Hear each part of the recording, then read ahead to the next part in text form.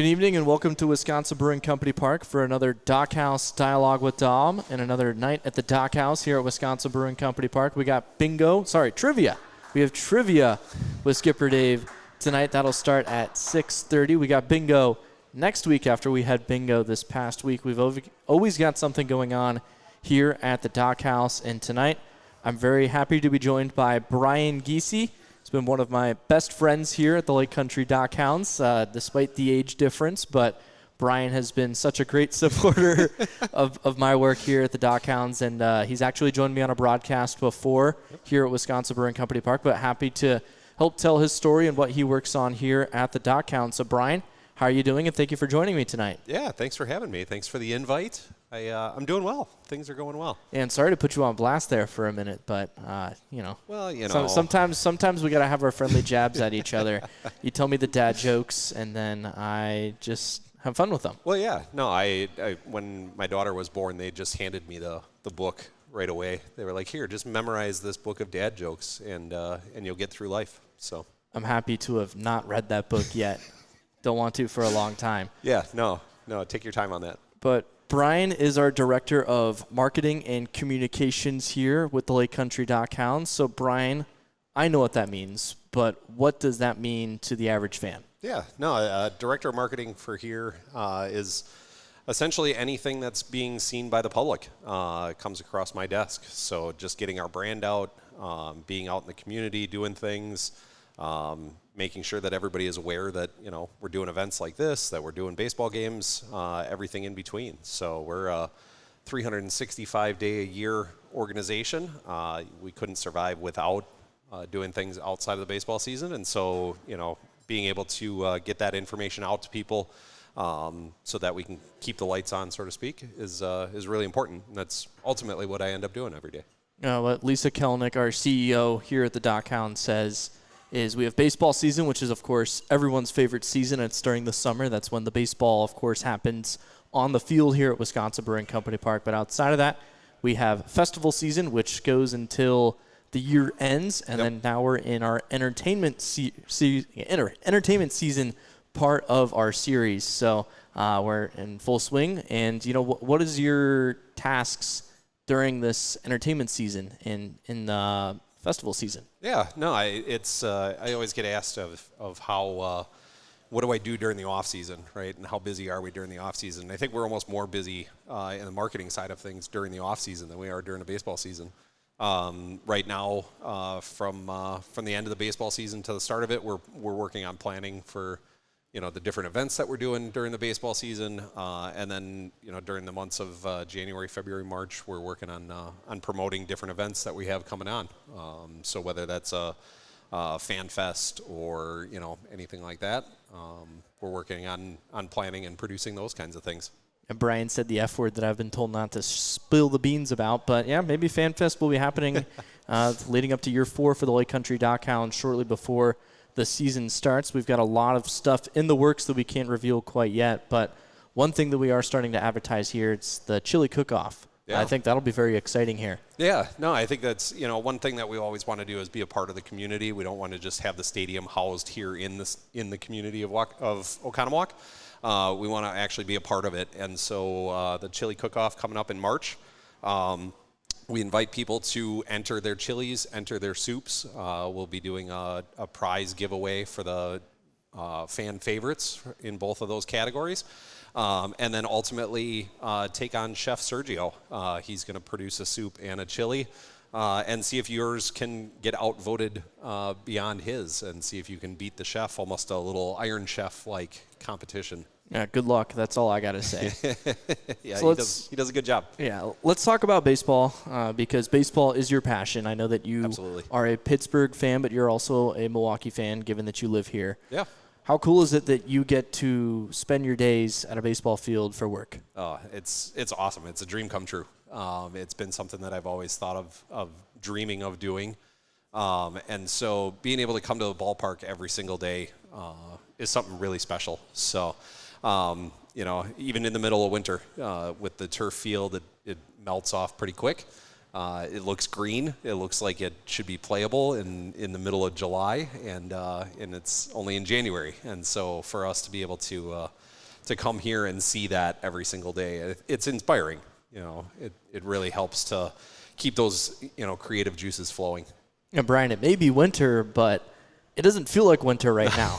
We got to knock on wood. I know it's not going to be like that, including with the freezing temperatures forecasted this upcoming weekend. Right, Kevin? Yeah. No? No, not this weekend. Seasonal. Oh, of course. But there is not a happier person in Wisconsin right now than the Southern California native and Arizona State grad that it was 45 degrees today. Yeah, no, you did well last week. Last week. You toughed it out well. You toughed it out better than than Griffin from Kentucky. Give you props. He's used to warmth or more warmth than it is here during the winter. So we've been fighting it together down in our ticket office. But it's got to inspire you to look out at that baseball field during the offseason and be like, all right, that's what we strive for, and we're getting people to the ballpark during the offseason, and that's going to really boost everyone's morale once baseball does come around. Yeah, no, absolutely. It's one of those things that, if you start to get kind of writer's block, right? You get a creative block, and you're like, geez, what do I do? I step out of my office and I walk out here and I just look on the field and I think of, the people that are here and our fans and the action on the field, and what can I do to enhance that? What can I do to make that better? And it's really inspiring that way. And we've got players practicing tonight with Sonny Bando. Yeah. Coach Sonny, as I call him, jokingly, only on Wednesdays. Some of their parents, they come up here. Some of the kids, they come up here. And it's, the baseball hub of Waukesha County is right here in Oconomowoc at Wisconsin Brewing Company Park. And you haven't always been involved in baseball marketing. You were on staff opening day in 2022. You weren't full-time, but you've been full-time the last 2 seasons. Yep. But what was your experience in marketing prior to coming to the Lake Country DockHounds? Yeah, so I actually started out after high school. I started going for a marketing degree. After 1 semester, I thought, I don't really want to sit behind a desk. This seems boring. I need some action in my life. So I got into healthcare. I worked as a firefighter, worked in the OR, the ER, both at Waukesha, and then got to the point where I got married, had a child, and I was like, the late nights, tons of hours, maybe I'll go back to school. Maybe I'll fulfill that dream of getting into marketing. And so I ended up going back to school. I studied marketing at Madison College. I studied essentials of sports marketing as a certificate program through Columbia University. And then I also studied over in Germany for a half a semester for international customer service and marketing that way. So once I was done there, I ended up at a small little agency down in Delavan called Signal Fire. They took a chance, hired me on. I worked there for about 7 years, working in tourism and manufacturing marketing. So I got some business-to-business experience. I got some business-consumer experience. Really got some good insight into just customer behavior, if for lack of a better word, and how people travel and how they make impulse decisions on what they want to do or where they want to go. And ultimately, that experience to me has really helped out here at WBC Park, just from the baseball side, but also from just like what we do here at the park. And for me to be able to have that skill set and that knowledge from tourism, we kind of look at this facility as a city unto itself, right? So during the baseball season, we have a Mexican restaurant, we have a smokehouse, we have your traditional baseball food, we have a kids area, all these different entertainment type opportunities that we have at the stadium. And so we really market ourselves much like a city would. There's always something new coming up. Every single home game, there's something different going on. And so using those experiences, I've been able to bring them here. Yeah, and I know that Tom Kelnick, our owner at the Lake Country DockHounds, he has this vision of making Wisconsin Brewing Company Park the place to be, not just for baseball, just in general, Absolutely. all year long. And you're helping him fulfill that dream. And you mentioned all of the different aspects. But how cool is it to see everyone in the community come together at these DockHounds games and knowing that, hey, I played a small part of that? Oh yeah, no, it's really exciting for me. I think some of the highlights of the games themselves is me just being able to talk with fans that are here and really kind of getting an idea of, what brought you here? Like, what gets you excited when you are here? Because I think it's more than just baseball enthusiasts that come to baseball games. If we relied just on baseball enthusiasts, our crowd size would be very dramatically smaller. And so, when we look at, who's coming to our park and what can we do to make them that much more excited about coming here, that's the fun part for me, is just being able to engage with the community as a whole. And you talked about marketing before baseball, and now you get to do that for baseball. It's got to be way better. Oh, yeah, absolutely. Absolutely. I think, being able to market all those little pieces that we do and all those different things that we do here at the stadium is a lot of fun. And at my heart and at the core, it still comes down to, what goes on between the foul lines instead. Right, and I know in your core you're a Pittsburgh fan. You're heavily a Milwaukee Brewers fan. Absolutely. You and I had a conversation that if those two teams played in the NLCS, you would be rocking the Pirates. But when the Super Bowl happened between Green Bay and Pittsburgh, you were sporting the Steelers. So I want you to explain your fandom, because, of course, your passion for Milwaukee and Wisconsin sports, it's there, and you can feel it in your work with the DockHounds, but you got to put it out there for everyone. Absolutely. Yeah, so it's a long and winding path. Stay with me on this one. So in the early 90s, I started getting into hockey and watching hockey, and the Pittsburgh Penguins were winning back-to-back Stanley Cups at the time. I was also very big into Batman. And so in my brain, for whatever reason, this warped and twisted sense, here's a little glimpse into it, I equated Pittsburgh as Gotham City for whatever reason, no idea. And I was never corrected either on that. Yeah. So I just instantly kind of gravitated towards the Penguins on a hockey side of things. And then my best friend in middle school and high school was from Altoona, Pennsylvania, which is just outside of Pittsburgh. And he was a huge Steelers fan. Him and his family were huge Steelers fans.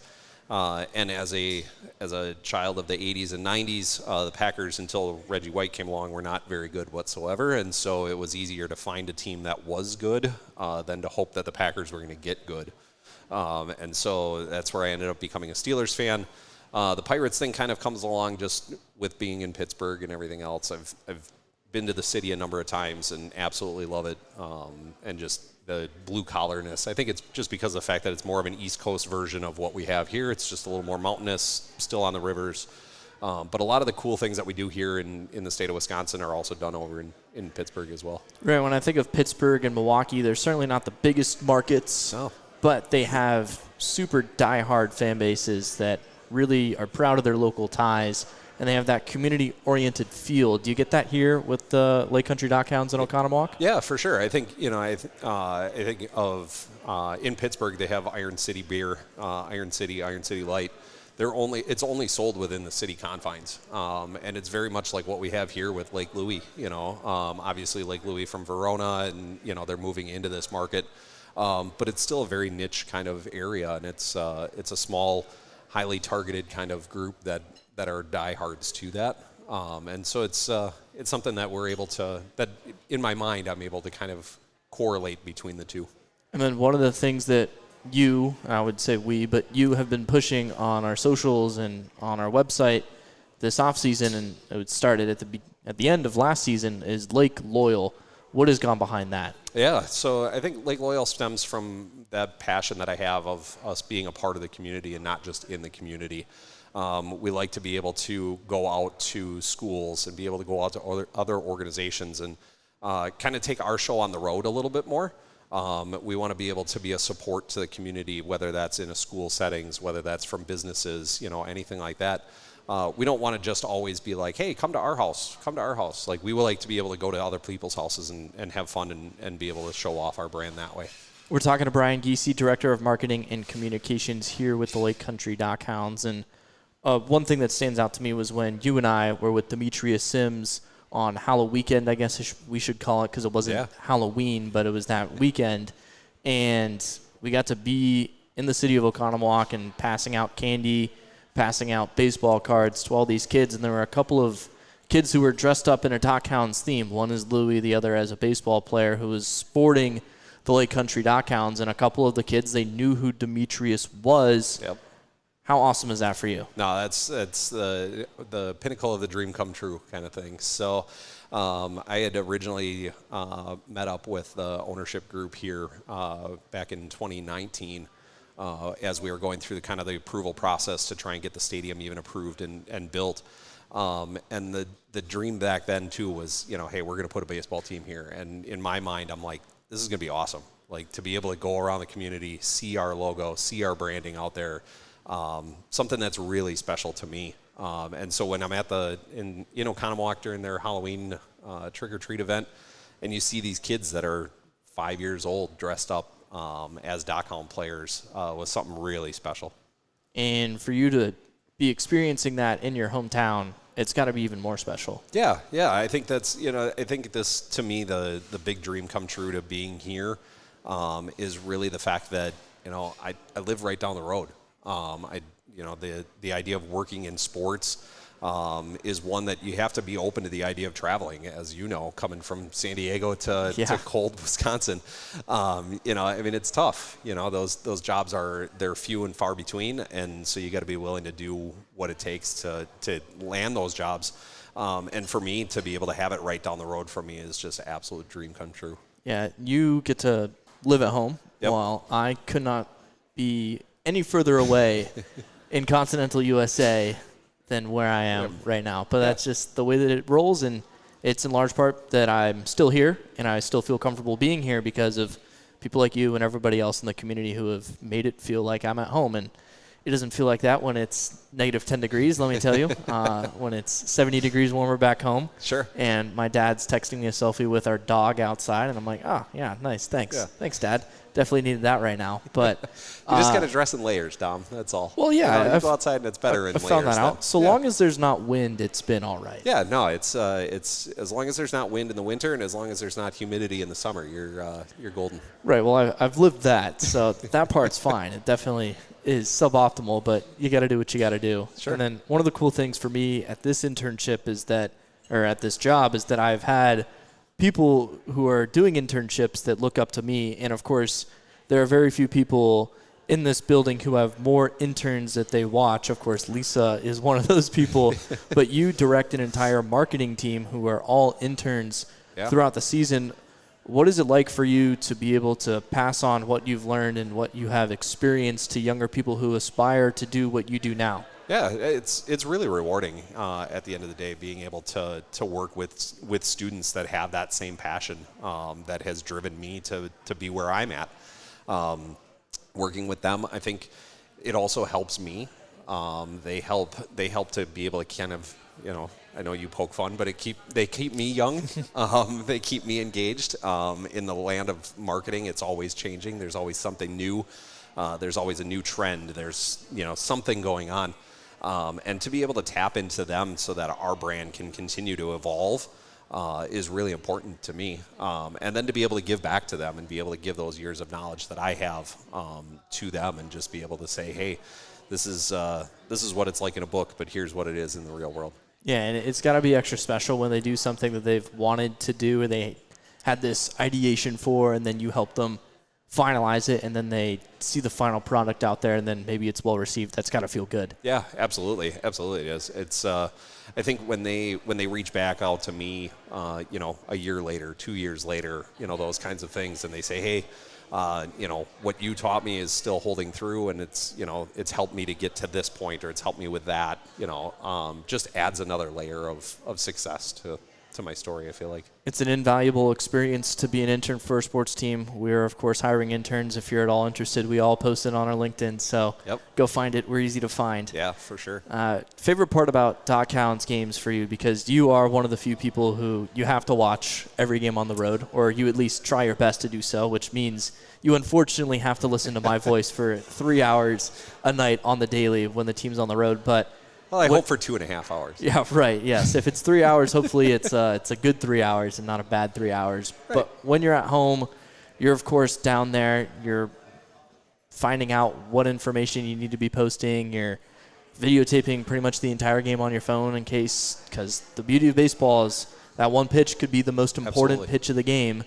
But what is your favorite part about DockHounds games here in Oconomowoc at Wisconsin Brewing Company Park? Yeah, for me, it's watching it through other people's lenses, right? So I get to watch the game itself, but then to be able to see the excitement from kids in the park that, you know, maybe this is their first experience at a professional game, or, you know, this is as close to the action as they've ever gotten. And so to be able to watch games that way for me is really special. It's really important to me too. You know, to be able to have my daughter here and be able to have her running around and doing crazy kid things it's really special. You know, it's a nice close-knit atmosphere here. It's a safe environment. It's a smaller environment. You don't have to traipse up and down 4 flights of stairs at other parks to be able to get to a kid zone that then you have to pay for, right? Like, it's included here. So that to me is always great. Being able to interact obviously with players on a daily basis and be able to get to know their stories is really cool too. That inside baseball kind of thing is really special for me. Yeah, do you have a favorite player or a favorite memory with a player here with the Lake Country DockHounds in your 2/3 years? Yeah, I think you know, the first year is always the most special, I feel like, and so building that bond and a friendship that came out of it. So I got to know Alex McRae, who threw out the very first pitch here on opening day in 22. You know, I get to know Alex both from an on-field side of things, but then him and I have become friends, and him and I still to this day still talk and still get together and hang out. And his wife coached my daughter in soccer for a little while, and so, you know, just being able to build that friendship and things beyond the baseball field has been awesome. Yeah, that's awesome, and you've kind of given me a layup, an alley-oop, if you will, talking about your daughter, because she is getting close to the age where she needs to work. Yep. So in the past, she's just been able to run around and help out where Sure. she can. She can't do that this upcoming season because of, you know, optics. But Sure. what has it been like for you to watch her, you know, be productive and do something that she truly loves at such a young age? Yeah, it's awesome for me because I get to see it without her knowing that I'm watching her too. You know, a lot of times I'm doing my job. She's running around with, you know, friends that she's made here, or, you know, some of the other staff and that kind of thing. And being able to see her be able to do those things that I hope that she's doing when I'm not watching, right? And so I get to be able to see that. And it's really reassuring for me that I know, like, okay, I'm doing a good job of raising her to be a good human, you know. No, for sure. And for you to not have to force her into sports, that's also got to feel good too. Yeah, absolutely. She loves sports. I think the thing that's interesting is that, you know, she likes to compete. She likes to play sports themselves. But I think she also gets a whole different glimpse into the sports world that, you know, that maybe I didn't recognize when I was her age either. You know, I saw everything at face value and didn't think about the behind the scenes that was going on, and so now she gets to see that on a nearly day-to-day basis. And it's also got to be cool to see what she's experiencing and also know that all the other kids in the Lake Country area, they have the opportunity maybe not to work at the young age and be super involved and be running around in areas where a fan can't get to. Sure. But to know that kids have that opportunity here, it's got to be cool knowing that you're a part of that community. Yeah, absolutely. Again, it's giving back to our community that I find so much importance in my life.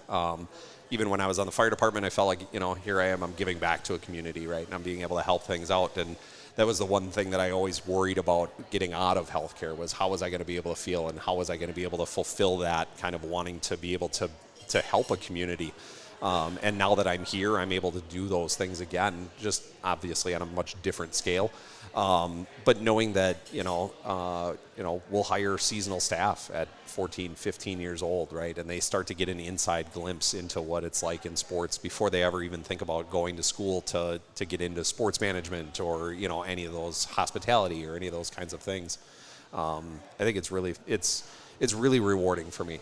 Yeah, do it. Get into sports. It's Absolutely. difficult. It's a lot more work than a lot of people realize, but Sure. 100% worth it when you see the final product out there on the field. Absolutely. And no, and I think it's, you know, it goes back to the, you know, seeing the people that are here, right, and seeing their enjoyment and seeing all of those great things, you know, walk off, right. I think it's awesome to be able to experience a walk off, watching our team hit a walk off. but then also turning around and being able to watch the fans experience that walk-off as well is really cool. No, it's great knowing what that experience like is as a fan from your experience, and then now being able to deliver it to other people. I think that's the really cool part of things, and that's exactly why I want to do baseball play-by-play, because I would listen to Matt Vasgersian and Dick Enberg growing up, and I'm like, oh, that job seems really cool. Absolutely. I want to do that, and they've kind of, inspired me, and now here I am, hopefully inspiring other kids. There you go. Yeah, no, it's awesome.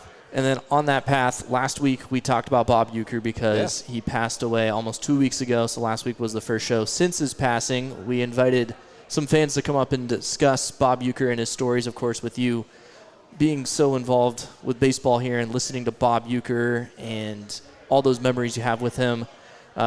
What did it feel like to you when you found out that he passed away, and all those memories, did they really resonate with you? Yeah, no, I can't say that it was a surprise, right? I mean, he's getting up in age, and you start to realize, like, okay, it could happen at any one time, right? And so when you get the final word, that he had passed, it was kind of numbing a little bit. The idea of spring for me is, I think it's almost going to be harder, right? So you get to opening day, and you can still hear Bob's voice, for any opening day. And it just becomes so ingrained in Brewer baseball and just in baseball in general. And I think that's where I think that ultimately is where it hits me probably the most, or where it's going to hit me the most. As a kid growing up, I was always asked, like, what are you going to do when you grow up?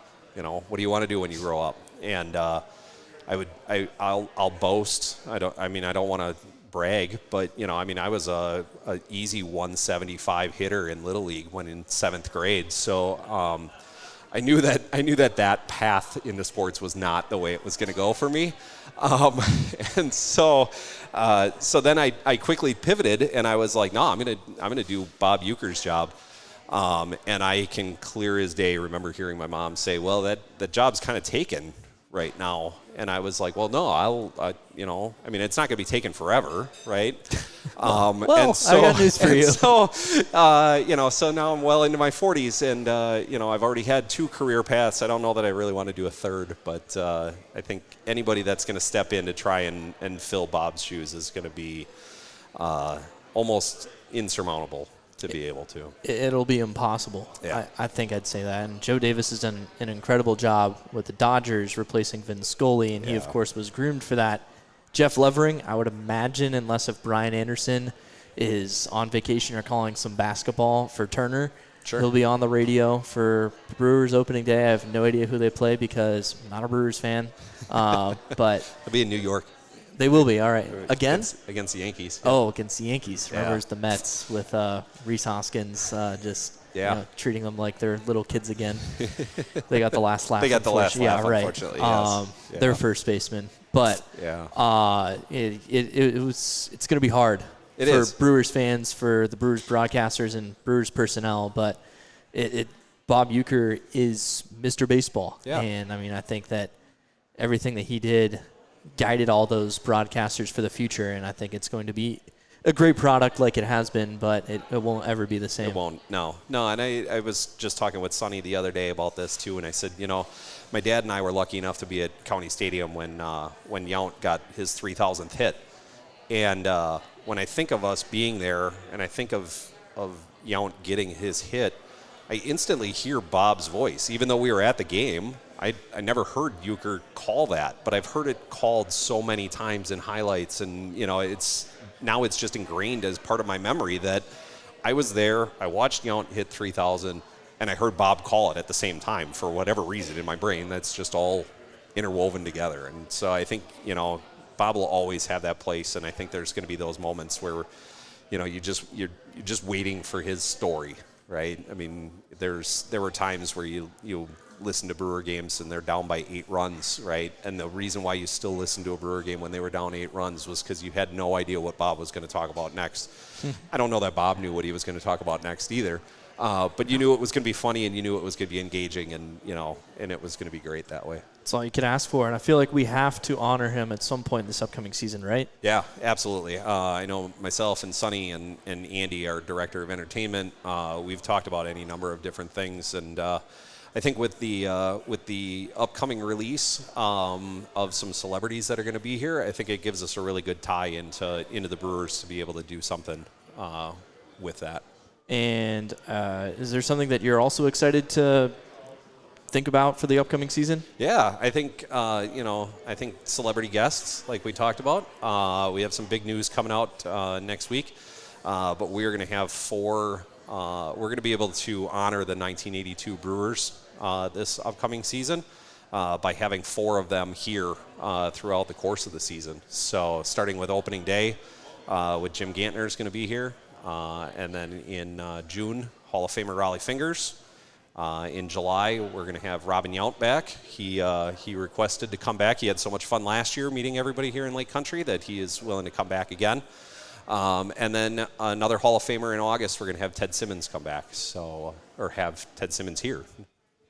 It's going to be very exciting. Make sure to be tuned to our social media channels. Yeah. Sign up for our email blasts. We promise we don't spam you. And then you'll get the information from Bryan, because it is going to be a very, very exciting year 4 for the Lake Country DockHounds in 2025. And Bryan, you're a huge part of it. Thank you so much for joining me on DockHaus Dialogue with Dom tonight. Absolutely. Thanks for having me. I appreciate it. And thank you to everyone who came out tonight. We've got trivia coming up in about 10 minutes with Skipper Dave. Go ahead, get your beer, get your food. We thank you all for coming out.